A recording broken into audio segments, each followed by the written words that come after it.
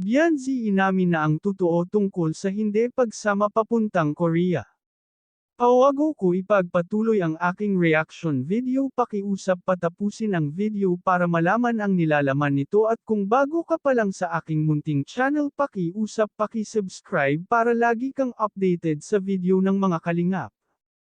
Isang mapagpalang araw sa inyong lahat mga kalingap. Sa isang tahimik na hapon nagkita sina Vianzi at Edo sa paborito nilang tambayan, isang simpleng lugar na naging saksi sa kanilang tawanan, kwentuhan, at unti-unting paglalapit ng kanilang mga puso.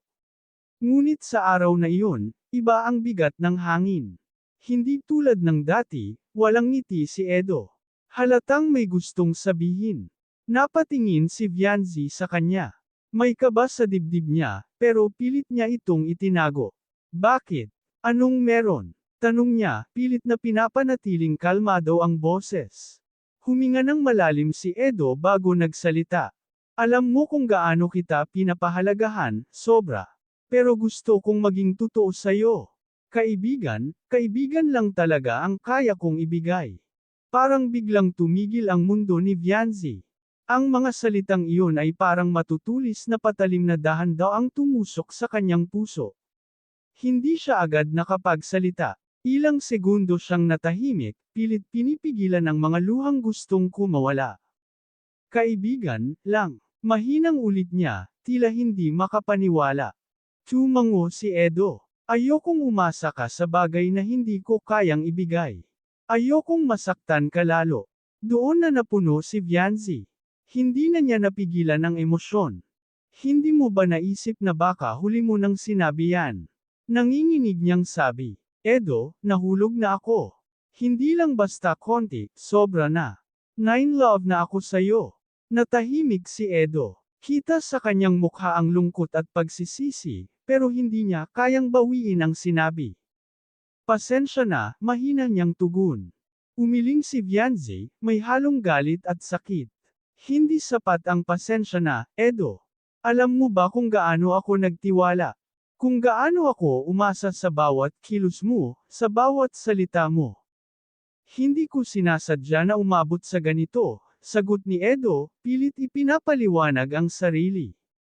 Pero nangyari na. Putol ni Vianzi, tumataas ang boses. At ako ang nasaktan. Tahimik silang dalawa. Tanging hangin na lang ang maririnig. Ngunit mas malakas ang sigaw ng damdamin ni Vianzi. Maya-maya, napabuntong hininga siya. Siguro, kasalanan ko rin. Kasi pinayagan kong mahulog ako, kahit hindi malinaw ang lahat. Dahan-dahan siyang tumayo. Hindi na niya kayang manatili pa roon. Ngumiti si Vianzi, isang ngiting pilit, puno ng lungkot. Sa malayo, kailangan ko ng distansya, sayo, sa lahat. Paano yung Korea trip? Tanong ni Edo, halos pabulong. Umiling siya. Hindi na ako sasama. Hindi ko kaya na makasama ka ng ganun, na parang walang nangyari. Kailangan kong ayusin ang sarili ko. Nagulat si Edo. Sigurado ka. Matagal na nating pinlano yun. Mas matagal kong pinlano na protektahan ang sarili ko, sagot ni Vianzi. At ngayon, iyon ang gagawin ko. Hindi na siya lumingon pa. Dahan-dahan siyang naglakad palayo, dala ang bigat ng pusong durog. Habang papalayo siya, tuluyan nang bumagsak ang kanyang mga luha. Hindi niya akalaing aabot sa ganito, na ang taong nagpapasaya sa kanya ay siya ring magdudulot ng pinakamalalim na sakit. Samantala, naiwan si Edo sa kinauupuan nila. Tulala, nagsisisi, ngunit alam niyang huli na ang lahat. Pinili niyang maging totoo, pero kapalit nito ay ang pagkawala ng isang taong mahalaga sa kanya. Lumipas ang mga araw, napansin ng lahat ang pagbabago. Hindi na sumama si Vianzi sa biyahe papuntang Korea. Maraming nagtaka, marami ring nagtanong, pero nanatili siyang tahimik. Pinili niyang mag-focus sa sarili, sa paghilom, sa pag-unawa sa nangyari, at sa muling pagbangon. At kahit masakit, natutunan niya ang isang mahalagang aral, hindi lahat ng nararamdaman ay nasusuklian. Minsan, kailangan mong piliin ang sarili mo, kahit ibig sabihin ito ay lumayo sa taong mahal mo. Sa kabilang banda, Si Edo, dala ang bigat ng konsensya, ay napagtanto rin ang halaga ni Vianzi. Ngunit alam niyang may mga bagay na kahit gustuhin mong balikan, hindi na pwede.